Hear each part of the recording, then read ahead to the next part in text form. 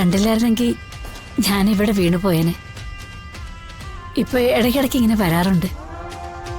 കൂടെ ആരെങ്കിലും വന്നിട്ടുണ്ടോ? എവിടെ? ദാ വരുന്നുണ്ട്. എന്താ? എന്തു പറ്റി?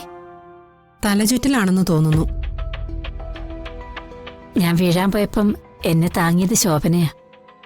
ഞാനെന്ന് അങ്ങോട്ട് ചെല്ലട്ടെ, അവരെന്നെ അന്വേഷിക്കുന്നുണ്ടാവും. ശരി, നമുക്ക് കാണാം. ശരി. ദേ, രാവിലെ മരുന്ന് കഴിച്ചില്ലായിരുന്നോ? മറന്നുപോയി. ചുമ്മാതല്ല മയങ്ങി വീണത്.